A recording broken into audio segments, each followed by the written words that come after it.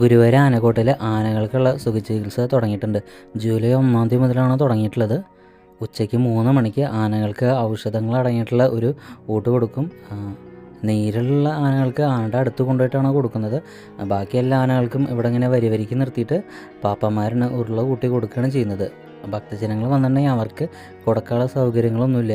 ഇത് ആനയൂട്ടല്ലല്ലോ, ഇത് ആനകൾക്കുള്ള സുഖചികിത്സയാണല്ലോ. അപ്പോൾ എല്ലാ ആനകളെയും കൂട്ടി നിർത്തിയിട്ട് ഇങ്ങനെ ഭക്ഷണം കൊടുക്കുന്നത് കാണാൻ നല്ലൊരു ഭംഗിയുണ്ട്. അപ്പോൾ കാണാൻ താല്പര്യമുള്ളവർ, ആഗ്രഹമുള്ളവരൊക്കെ വന്നിട്ട് കാണാം. ഈ മാസം 30 വരെയാണ് നമുക്ക് ആ ഒരു കാഴ്ച കാണാൻ സാധിക്കുന്നത്. പിന്നെ നമ്മുടെ വടക്കുംനാഥ അമ്പലത്തിൽ ജൂലൈ 17 ആനയൂട്ട് നടക്കുന്നുണ്ട്. അപ്പോൾ ഒരുവിധ ആനകളൊക്കെ അവിടെ വരുന്നുണ്ട്. വരുന്ന ഭക്തജനങ്ങൾക്ക് അവിടെ നിന്ന് ഷീട്ടാക്കിയിട്ട് ആനയൂട്ട് കൊടുക്കാം. ഞങ്ങളുടെയൊക്കെ നാട്ടിലെ പണ്ട് ആനയൂട്ടിനൊക്കെ ഒരാനയാണ് വന്നിരുന്നുള്ളൂ. ഇപ്പോൾ ആനകളുടെ എണ്ണം കുറച്ച് കൂടുതലായിട്ടുണ്ട്.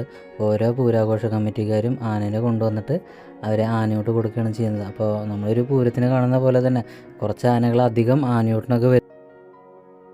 പൂരക്കാലം കഴിഞ്ഞാൽ പിന്നെ ആനകളൊക്കെ ഫ്രീ ആണ്. അപ്പോൾ പണ്ട് കാലത്ത് ഇങ്ങനെ ഒരു ആനയൂട്ടിൻ്റെ സീസണോ കാര്യങ്ങളൊന്നും ഉണ്ടായിരുന്നില്ല. അപ്പോൾ ഏകദേശം ഒരു സീസൺ പോലെ തന്നെ വരുന്നുണ്ട്. അപ്പോൾ ഒരു അമ്പലത്തിൽ കുറച്ചധികം ആനകളൊക്കെ വരുന്നുണ്ട്. പൂരാഘോഷ കമ്മിറ്റിക്കാർ ആനേനെ കൊണ്ടുവരുന്നുണ്ട്. ഇത് ആനകൾക്കും പാപ്പന്മാർക്കും ഒക്കെ നല്ലതാണെന്നാണ് എനിക്ക് തോന്നുന്നത്.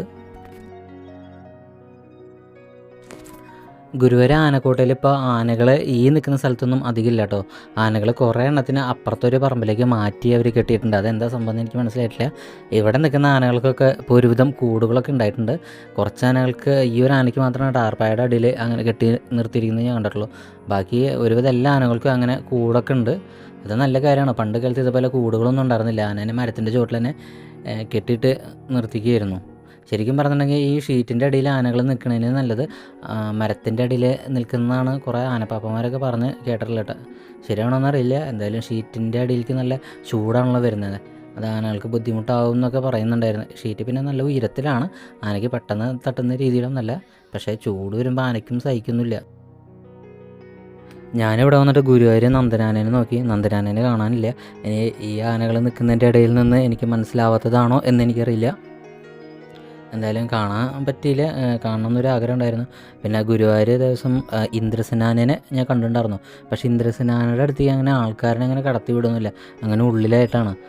വലിയ കൃഷ്ണൻ എന്ന് പറഞ്ഞിട്ടുള്ള വേറൊരു ആനയുണ്ട്. ആ ആനയും അവിടെ ഉള്ളിലായിട്ടാണ് അങ്ങനെ നിൽക്കുന്നത്. ഇപ്പം നേരത്തെ കാണിച്ച ആ മണ്ണ് പറ്റിയ ഒരു ആന ഉണ്ടല്ലോ, ആ ആന ചെന്താമരാക്ഷ ആനയാണെന്ന് തോന്നുന്നു.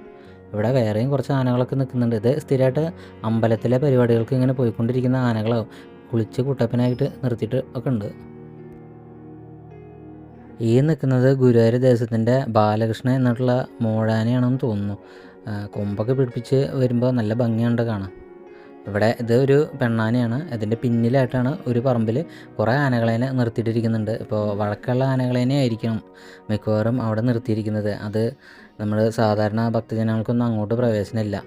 അവിടെ പാപ്പന്മാർക്കും ആനക്കോട്ട അധികൃതർക്കും മാത്രമാണ് അങ്ങോട്ട് പ്രവേശനമുള്ളത്.